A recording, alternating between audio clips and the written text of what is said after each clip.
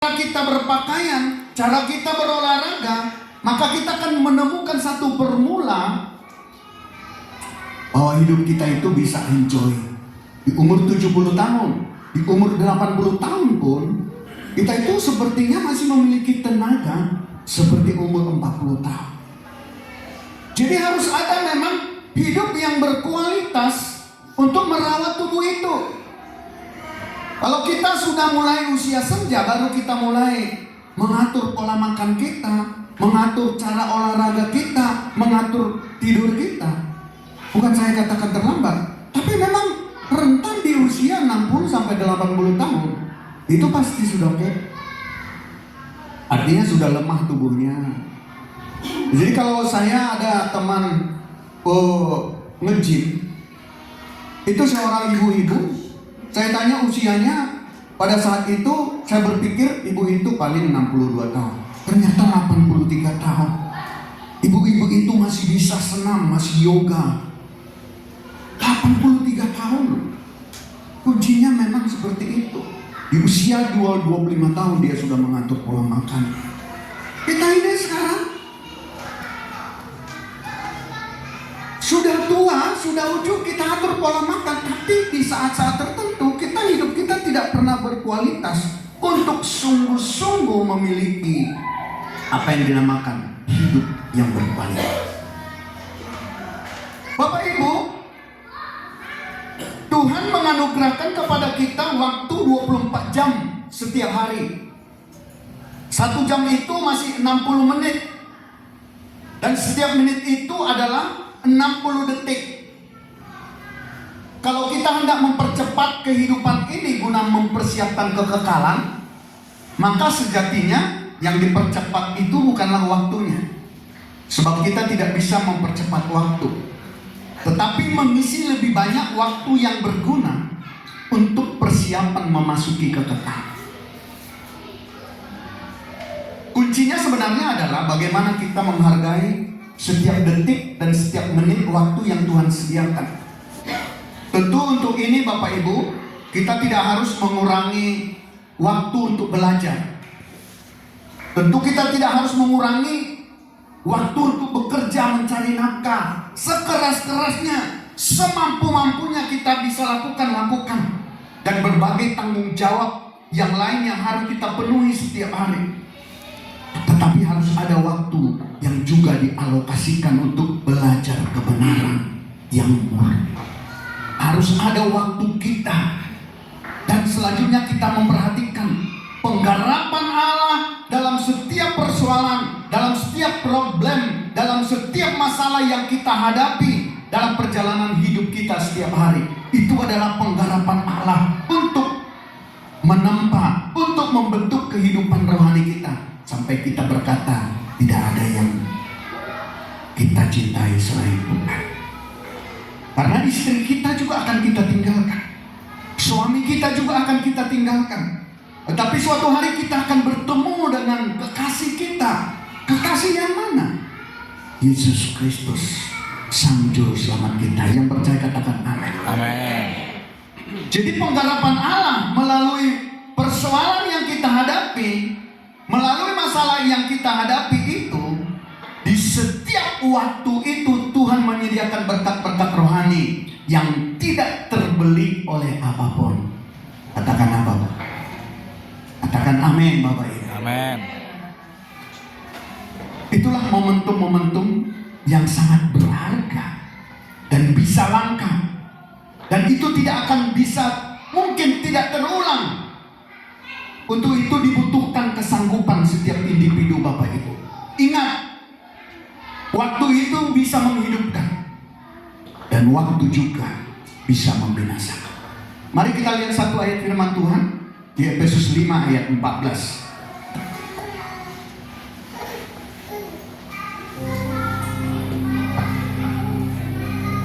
Efesus 5 ayat 14.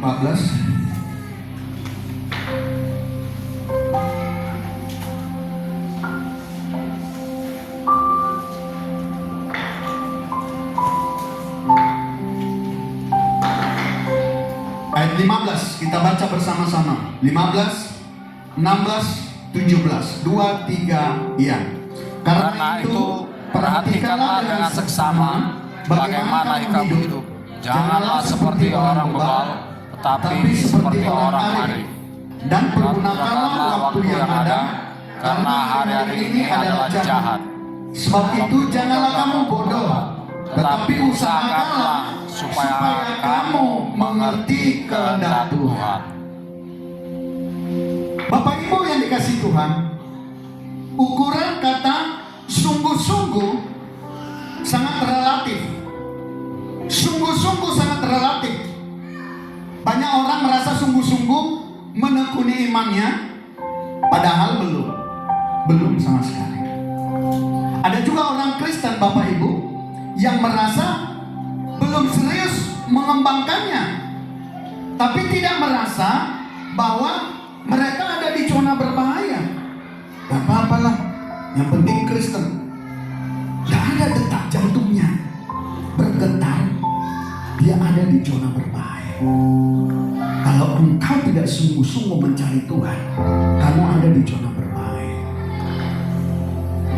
Bukan setiap orang yang rajin ke gereja itu nyaman, tetapi banyak orang tidak merasa berbahaya di situ. Fine, yang penting kan aku percaya Yesus.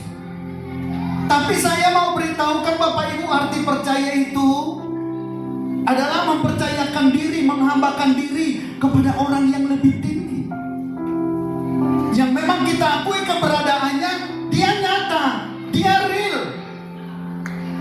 Maka setiap detik, setiap waktu, dalam setiap tarikan napasmu, kamu harus melibatkan Allah yang hidup, Allah yang nyata, sehingga kau terjaga dari pikiran-pikiran jahat, sehingga kau terjaga dari niat-niat ataupun intimidasi si jahat dari kuasa-kuasa dunia. Ada satu lagu yang juga menjadi berkat bagi kita.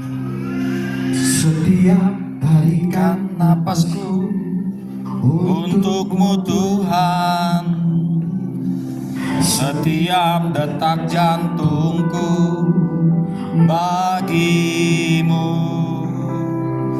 setiap detak dan nadiku untukmu Tuhan, semua milikmu. Setiap detik tarikan napas kita itu kita butuh Tuhan. Apakah Bapak Ibu menyimpan Tuhan itu di dalam satu kotak ibadah namanya, atau satu kotak teologi bahwa Tuhan itu hanya bisa dihampiri pada saat kita ada bernyanyi memuji Tuhan dengan alat musik? Setiap tarikan napasmu, Tuhan ada di sana. Kita membutuhkan Tuhan lebih dari apapun. Dan kita harus menghayati Bapak Ibu bahwa dunia ini bukan tempat kita. Apapun yang kamu miliki hari ini hanya titipan. Dan jangan terlena dengan itu, karena suatu hari kamu akan bertemu dengan kekasih hatimu. Tuhan Allah sangku hidup, Hanya Kau tujuanku, apapun yang ku lakukan untuk kemuliaan-Mu. Bapak Ibu yang dikasihi oleh Tuhan di tempat ini, langkah yang harus kita lakukan adalah menyadari bahwa kita ada dalam perjalanan waktu ini. Perjalanan waktu yang sangat ketat, sangat singkat. Kalau kita berkaca dengan 70 tahun dibanding kekekalan, tidak ada bandingannya. Jadi saya mengajak seluruh kita yang sudah berusia 50, 60, 70, kita harus mempersiapkan diri untuk itu. Persiapan diri yang harus matang, yang harus berkualitas, supaya suatu hari nanti Tuhan berkata, engkau anakku yang berkenan, masuklah.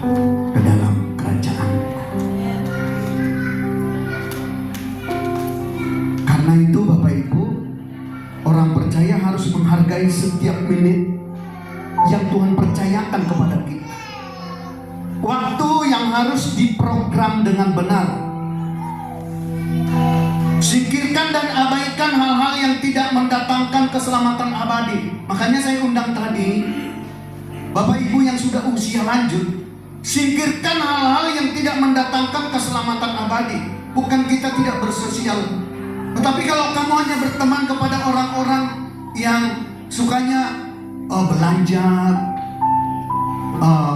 jalan-jalan ke sana kemari,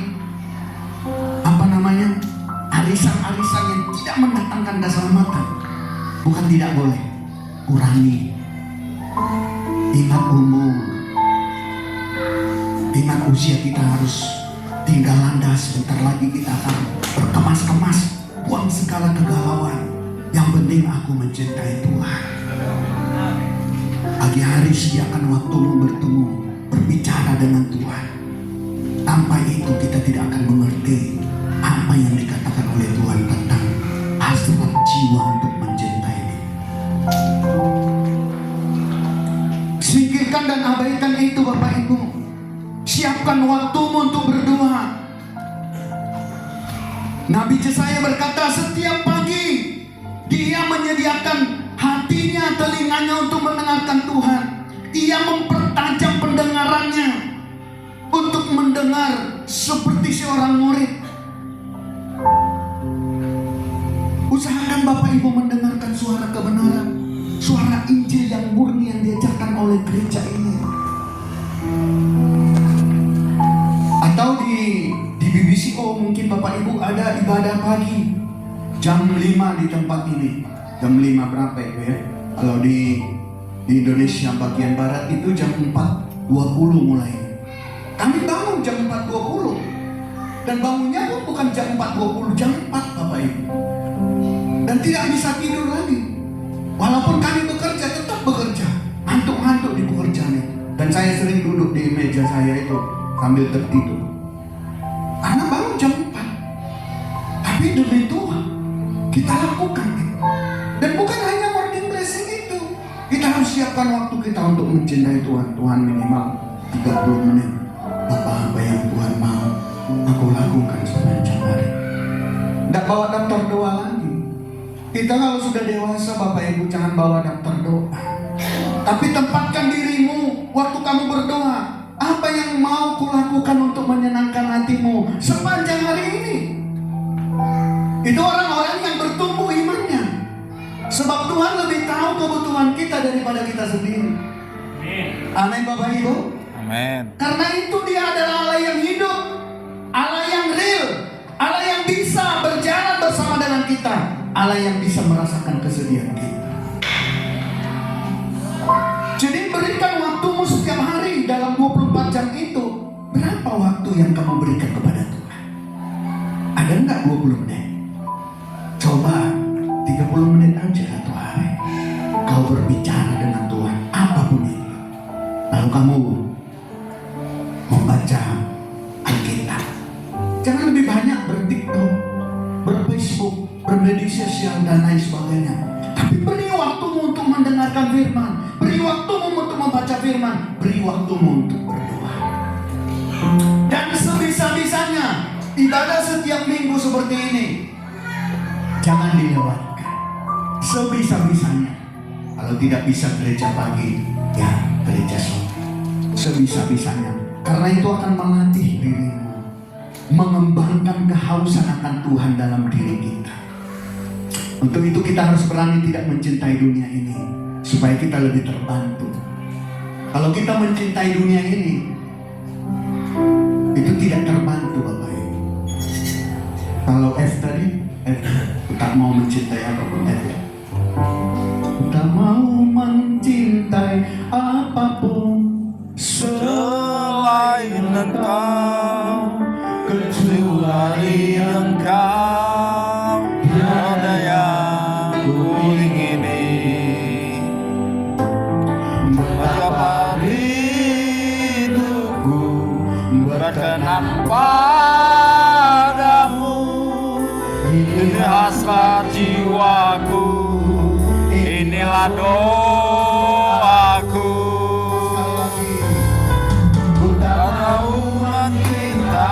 apapun selain Engkau, kecuali Engkau, tiada yang ku ingini.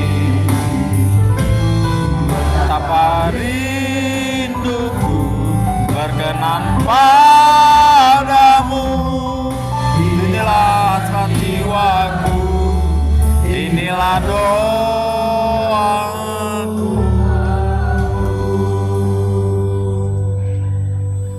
Jadi lebih lengkap itu, supaya kita lebih terbantu Bapak Ibu, kita harus bergaul dengan orang-orang yang takut akan Tuhan.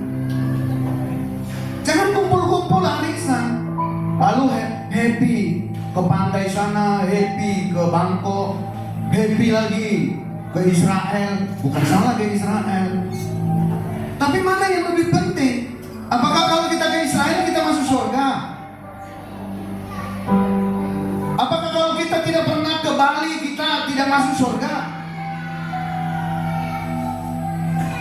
Tetapi orang-orang yang tidak mencintai dunia ini, tapi mencintai Tuhan dengan nyata dalam dirinya, dengan nyata dalam perilakunya, seluruh yang dimilikinya harus dia pakai untuk hormat kemuliaan bagi nama Tuhan. Amin. Dia menjadi lebih lengkap lagi kalau orang itu turut mengambil bagian dalam pelayanan dan mengasihi Tuhan dengan sungguh-sungguh dan mengusahakan keselamatan jiwa.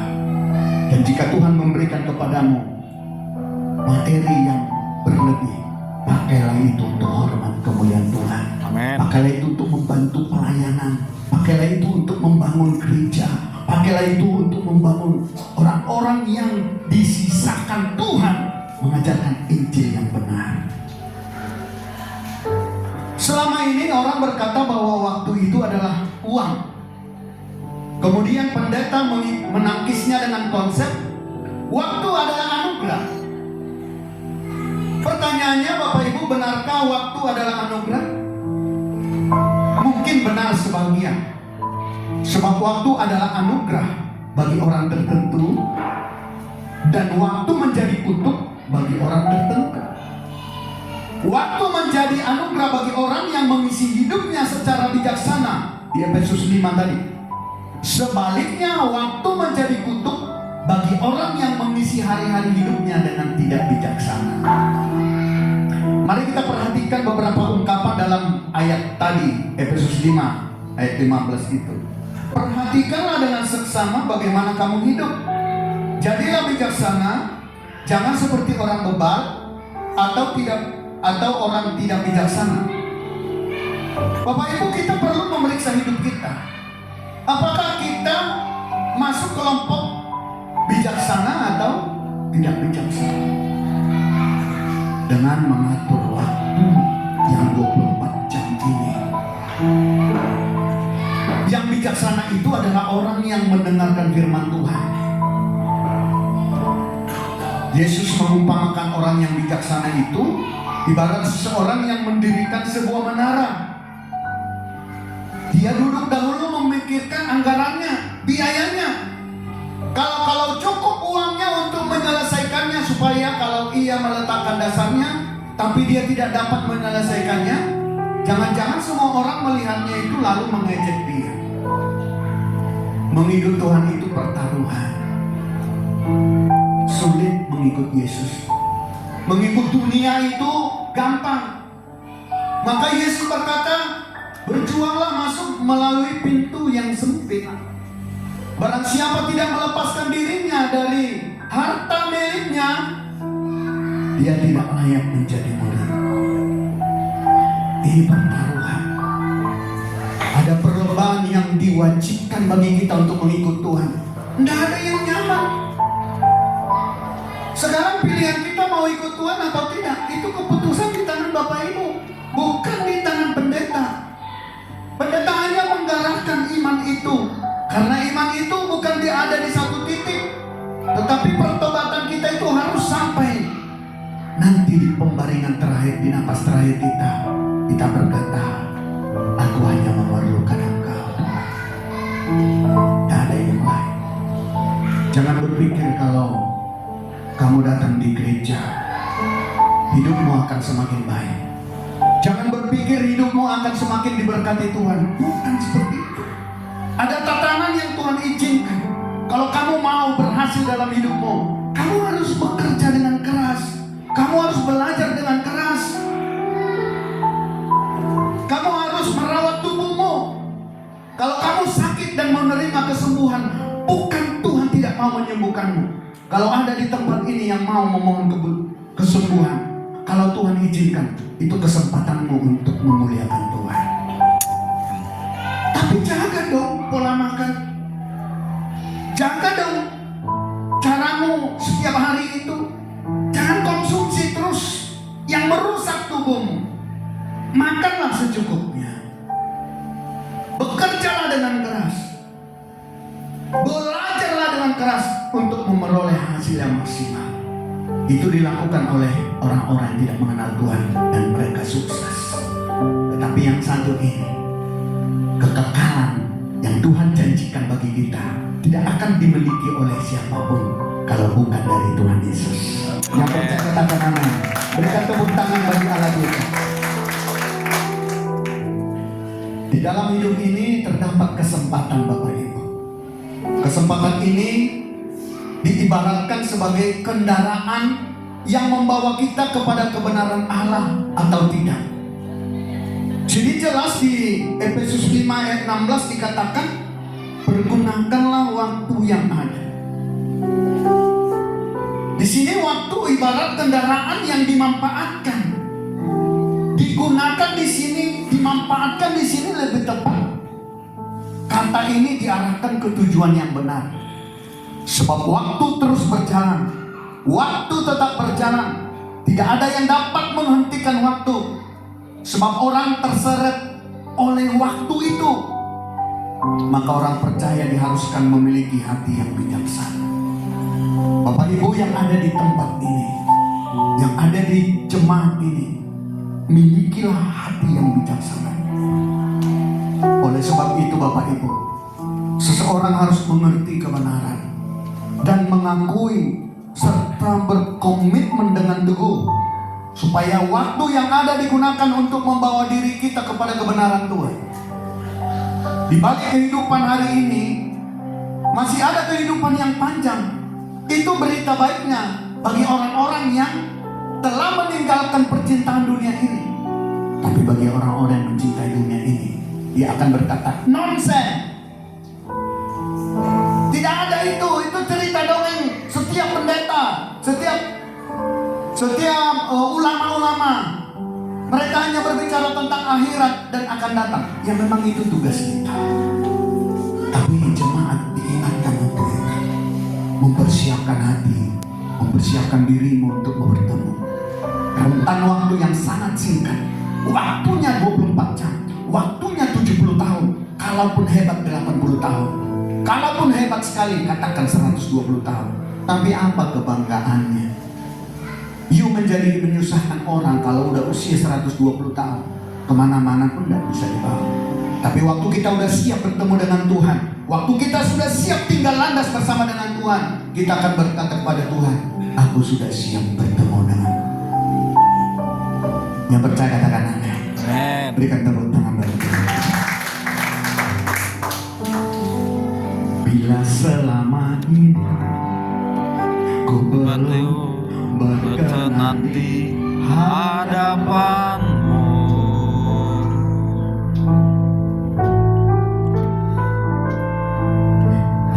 lakukan kehendakmu, tak ku telukai rencanamu Bapa.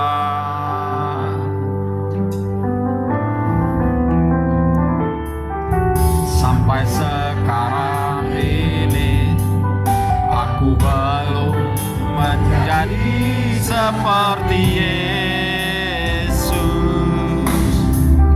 beri aku Yang sesempatan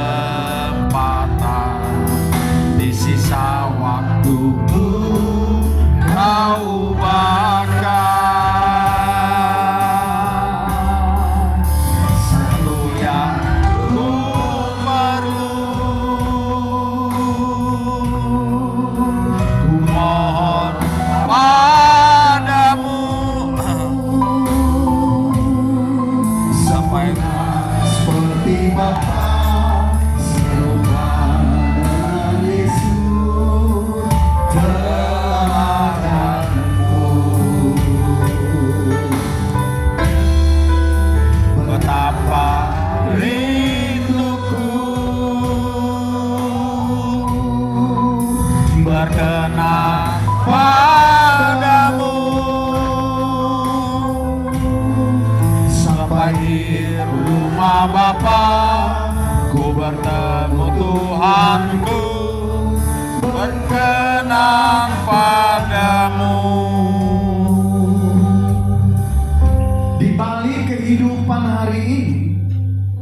Masih ada kehidupan yang panjang yang Allah sediakan, yaitu kehidupan di keabadian.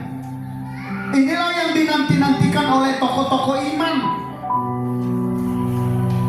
Gereja Tuhan harus mengiring jemaat kepada kehidupan yang penuh harapan.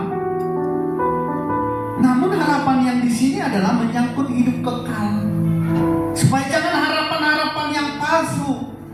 Harapan-harapan kita menjadi lebih baik ke depan. Harapan yang dimaksud oleh firman Tuhan ini adalah menyangkut hidup kekal. Jemaat yang di sini saya percaya sudah semakin dewasa. Amin. Karena ketua saya ini bisa menjadi teladan bagi kami dan pasti mengajarkan jemaat untuk semakin dewasa dalam kerohanian. Menjadi tua itu pasti, tetapi dewasa itu pilihan. Dewasa bukan soal usia, dewasa bukan soal umur, tetapi dewasa bagaimana menghayati bahwa dirinya adalah musafir di dunia ini. Jadi Efesus 5 tadi dikatakan perhatikanlah dengan seksama bagaimana kamu hidup. Pergunakanlah waktu yang ada. Janganlah kamu bodoh. Ketika firman Tuhan menasih orang percaya untuk tidak bodoh, konteksnya itu mengenai pengaturan waktu.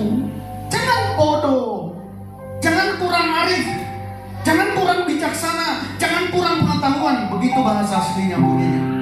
Ayo dong, pergunakan waktu yang singkat ini. Kalau anak sekolah tidak mempergunakan waktunya untuk menghadapi ujian, dia akan tertinggal. Sekarang masih ada remedial. Kalau dulu kami tinggal kelas, masa-masa kami dulu tidak ada ujian susulan, langsung tinggal kelas. Loh, kalau di kekekalan tinggal kelas, bisa nggak? Tok tok wow, tok tok tok tok, buka kami pintu. Oh, siapa kamu? Ya, kami juga menanti-nantikan kamu. Oh, lalu dari luar, dari dalam terdengar, aku tidak mengenal kamu. Padahal sama-sama menantikan mempelai itu. Tidak ada tinggal kelas di situ. Tidak ada kesempatan. Hari ini ada kesempatannya. Mempergunakan waktu ini sungguh-sungguh. Pulang dari sini, kamu pukul-pukul dadamu. Aku belum berkenan Tuhan. Sekiranya malam ini kita pulang. Sekiranya malam ini napas kita habis. Apakah kamu tahan berdiri di hadapan anak domba Allah? Itu yang harus kita persoalkan. Bukan apa yang harus kumakan hari ini, besok dan seterusnya. Sebab itu pun dicari semua bangsa-bangsa. Matius 6 ayat 32. Semua itu dicari bangsa-bangsa. Barang siapa yang bekerja keras, dia terlebih dahulu makan hasilnya. Tetapi orang pemalas, dia meletakkan tangannya di atas pinggan, tetapi tidak mempunyai kekuatan untuk mengangkatnya ke mulutnya. Kenapa? Karena dia malas. Nah, itu tatanan hidup kita. Tapi mengenai persoalan itu bertemu dengan Tuhan, ketuk pintunya. Aku tidak mengenal kamu. Kenapa? Karena tak memperkenalkan waktu ini. Udah diingatkan. Tidak salah kami lagi. Diingatkan besok. Selagi masih ada waktu, diingatkan. Ayo, perbaiki diri kita dari hari ke hari. Jika masih ada otak-otak kotor, jika ada perkataan-perkataan, memori-memori yang kotor dalam diri kita, percintaan dunia, orang-orang tua, ayo, jangan pikirkan lagi buat rumah di sana. Pertengkaran itu untuk anak-anak kita.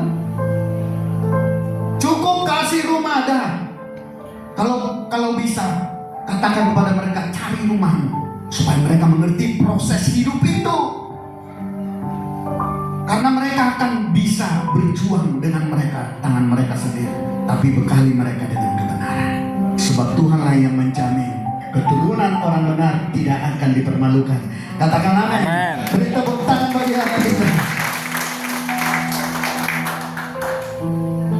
Seperti kita ketahui Bapak Ibu, bahwa seseorang menjadi cakep atau pandai bukan dalam hitungan hari, tetapi melalui sebuah proses yang membutuhkan waktu yang panjang.